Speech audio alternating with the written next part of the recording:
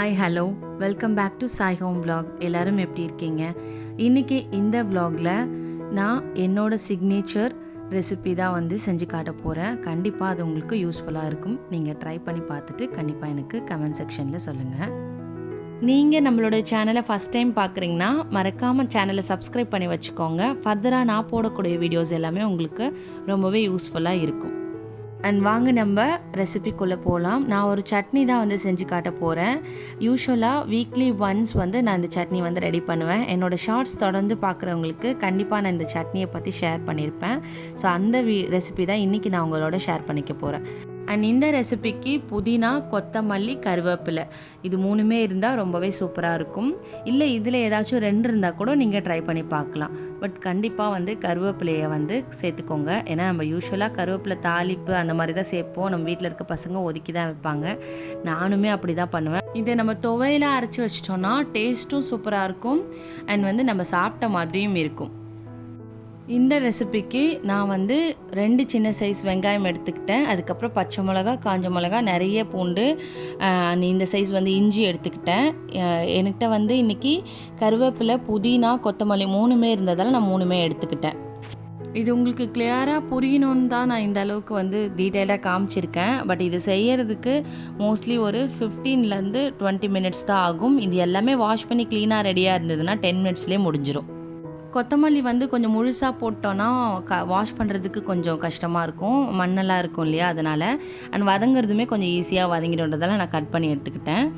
And புதினா, கொத்தமல்லி, கருவேப்பிலை இதை 3த்தையுமே நல்லா வாஷ் பண்ணி ஃபஸ்ட்டு தண்ணி நல்லா ட்ரெயின் ஆகிற மாதிரி வச்சுக்கிட்டேன். இந்த ஒரு வேலையை முடிஞ்சிருச்சுன்னா சட்னி வேலை பாதி முடிஞ்ச மாதிரி. அண்ட் வாங்க இப்போ அது நல்லா ட்ரெயின் ஆகட்டும். அதுக்குள்ளே போயிட்டு நான் லன்ச் என்ன ரெடி பண்ணியிருக்கேன் அப்படின்னு சொல்லி உங்கள்கிட்ட காமிச்சிடுறேன்.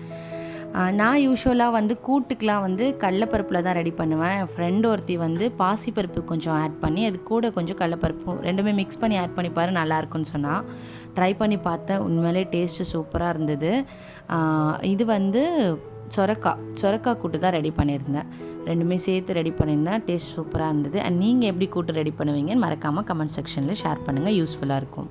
அண்ட் கூட்டு ரொம்பவே ஹெல்த்தியும் கூட. அதே நேரத்தில் குயிக்காக நம்ம முடிச்சிடலாம். 1 பாட்லேயே நம்ம முடிச்சிடலாம்.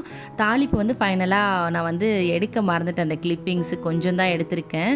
அதுக்கு என்ன ஆட் பண்ணுவேன்னா எண்ணெயில் கொஞ்சமாக கடுகு, பெருஞ்சீரகம் கொஞ்சம் நிறைய ஆட் பண்ணி, கருவேப்பிலை, பெருங்காயம், ஏன்னா நம்ம பருப்புலாம் சேர்த்துருக்கோம்ல, அந்த பெருங்காயம் கொஞ்சம் தாராளமாகவே ஆட் பண்ணிவிட்டு காஞ்ச மிளகா ஆட் பண்ணி தாளிப்பு சேர்த்தோன்னா சூப்பராக இருக்கும். கண்டிப்பாக ட்ரை பண்ணி பாருங்கள். அண்ட் ரொம்ப நாள் ஆச்சு. எங்கள் அம்மா மாங்காய், முருங்கைக்காய் போட்டு காரக்குழம்பு வைப்பாங்க. எனக்கு ரொம்ப பிடிக்கும் அது.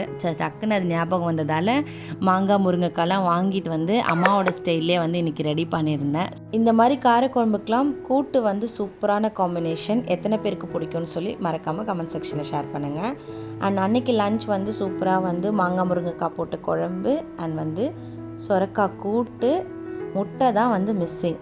என்னோடய லன்ச்சு அப்படி இல்லைன்னா பிரேக்ஃபாஸ்ட் கண்டிப்பாக இதில் ஏதாவதுல ஒன்றுத்தில் பாயில்டு எக்கோ இல்லை ஆம்லேட்டோ கண்டிப்பாக இருக்கும். அது இல்லாமல் அந்த டேவே எனக்கு கம்ப்ளீட் ஆகாது. அந்த அளவுக்கு முட்டை பிடிக்கும்னே சொல்லலாம். சப்போஸ் மார்னிங் பிரேக்ஃபாஸ்ட் ஏதாவது கஞ்சி அண்ட் மதியத்துக்கும் நிறைய வெஜிடபிள்ஸ் இருந்துச்சுன்னா 2 டைமுக்கும் எக்கை ஸ்கிப் பண்ணிவிட்டு அன்னைக்கு நைட் பார்த்திங்கன்னா எக் கிரேவி அந்த மாதிரி ரெடி பண்ணிவிடுவோம். ஸோ கண்டிப்பாக எங்கள் வீட்டில் ஒரு நாளைக்கு எக் இல்லாமல் இருக்கவே இருக்காதுன்னே சொல்லலாம்.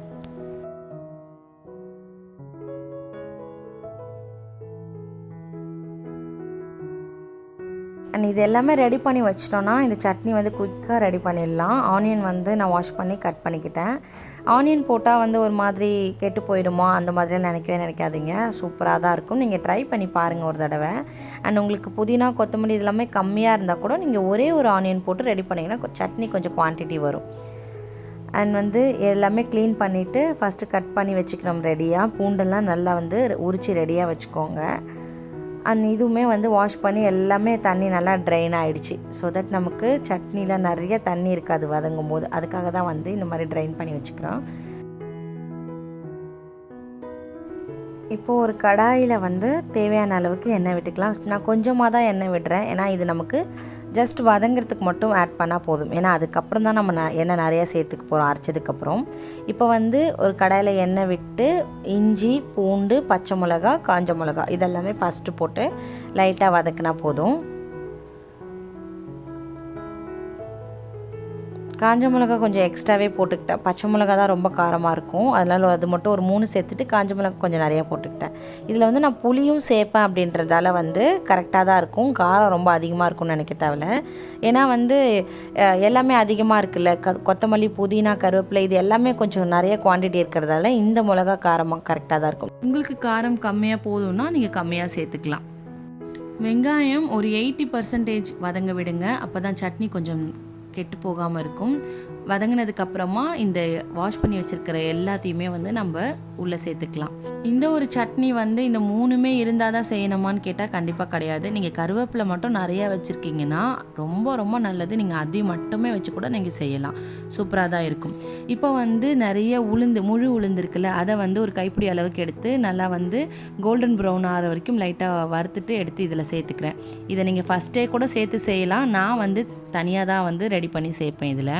ஏன்னா அது ரொம்ப நேரம் இருக்கிற மாதிரி இருக்கும், அதுக்கப்புறம் ரொம்ப ஒரு மாதிரி கலர் மாறிடும் அப்படின்றதால தனியாக வறுத்து இதில் ஆட் பண்ணிப்பேன்.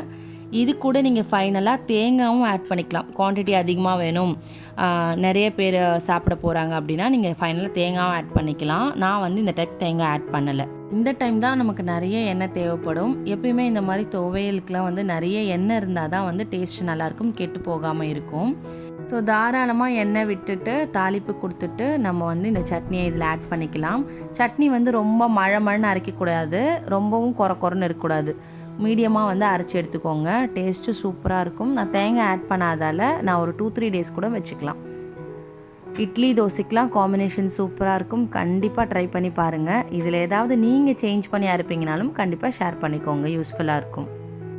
அன்றைக்கி வந்து அரிசி வந்து ஊற வச்சுருந்தேன் இட்லிக்கு அரைக்கிறதுக்கு. ஏன்னா ஊர்லேருந்து வராங்க, குட்டீஸோட ஆனுவல் டேக்கு வந்து வராங்க அப்படின்னு சொல்லியிருந்தாங்க. வீட்டில் இட்லி மாவு இல்லை, சரி அரைச்சி வைக்கலாம் அப்படின்னு சொல்லிட்டு காலையிலே வந்து ஊற வச்சுட்டேன். நம்ம வீடியோஸ் தொடர்ந்து பார்த்தவங்களுக்கு தெரியும், புதுசாக பார்க்குறவங்களுக்காக சொல்கிறேன். நான் வந்து எப்போயுமே உளுந்து ஊற வச்சு ஒரு 1/2 ஹவருக்கு அப்புறமா எடுத்து ஃப்ரிட்ஜில் வச்சுருவேன். ஸோ தட் நம்ம அரைக்க போகிற நேரத்துக்கு வெளியில் எடுத்து அப்படியே அந்த சில்லோடு சேர்த்து அரைச்சோன்னா கிரைண்டர் வந்து சூடாகாது, அண்ட் உளுந்தும் நல்லா உபரியாகி நமக்கு கிடைக்கும். இட்லியும் நல்லா சூப்பராக வரும், ட்ரை பண்ணி பாருங்கள். அண்ட் உளுந்து கிரைண்டரில் போட்ட உடனே வந்து நான் அவல் வந்து எடுத்து ஊற வச்சிட்டேன். இந்த ஊற வச்ச அவலை வந்து நம்ம அரிசி கூட தான் சேர்த்து அரைக்க போகிறோம். இதுக்கு ஊறுற டைம் வந்து இந்த உளுந்து அரைக்கிற டைம் வரைக்கும் ஊறினா போதும். இப்போ நம்ம அரிசி போடும்போதே கூட இந்த உளுந்தையும் சேர்த்து அப்படியே கொஞ்சம் கொஞ்சமாக போட்டுடலாம். மாவு வந்து நமக்கு சூப்பராக கிடைக்கும். அண்ட் இட்லிக்கு அரிசி அரைக்கும் போது ரொம்ப மழைன்னு அரைச்சிடக்கூடாது, அதே மாதிரி ரொம்ப குறன்னு அரைச்சிடக்கூடாது, மீடியமாக எடுத்துக்கணும். இதுவுமே ஒரு முக்கியமான விஷயம், இட்லி நமக்கு நல்லா கிடைக்கிறது. அண்ட் கிரைண்டர் வந்து நான் வந்து எப்போயுமே வந்து மாவெல்லாம் எடுத்துகிட்டு அந்த அரைக்கிற இதையும் உள்ளே போட்டுருவேன். அதுக்கப்புறமா நம்ம அரிசி ஊற வச்சிருந்த தண்ணி மீந்து இருந்துச்சுன்னா அதையே வந்து நல்லா ஊற்றி விட்டு ஓட விட்டுருவேன். அதுக்கப்புறம் அதுவே கொஞ்சம் க்ளீனாகி வந்துடும். அதுக்கப்புறம் தான் வந்து அதை எடுத்து வாஷ் பண்ணுவேன். இது கொஞ்சம் ஈஸியாக இருக்கும். நான் இப்படி தான் வந்து ட்ரை பண்ணிகிட்ருக்கிறேன். அண்ட் கையோடு வந்து எடுத்து எல்லாத்தையும் தொடச்சி வச்சாச்சு. நம்ம இந்த வீடியோவோட எண்டுக்கு வந்துட்டோம். உங்களுக்கு இந்த வீடியோ பிடிச்சிருக்குன்னு நான் நம்புகிறேன். பிடிச்சிருந்தா மறக்காமல் லைக் பண்ணிக்கோங்க இந்த வீடியோவை. அண்ட் இந்த வீடியோ பற்றின உங்களோட ஒப்பீனியனை நீங்கள் தாராளமாக வந்து நம்மளோட கமெண்ட் செக்ஷனில் ஷேர் பண்ணலாம். நம்ம அதில் வந்து இன்ட்ராக்ட் பண்ணிக்கலாம். இது வரைக்கும் என்னோடய வீடியோ பார்த்து சப்போர்ட் பண்ணவங்களுக்கு ரொம்ப ரொம்ப நன்றி. நெக்ஸ்ட் ஒரு vlogல பார்க்கலாம். பாய்.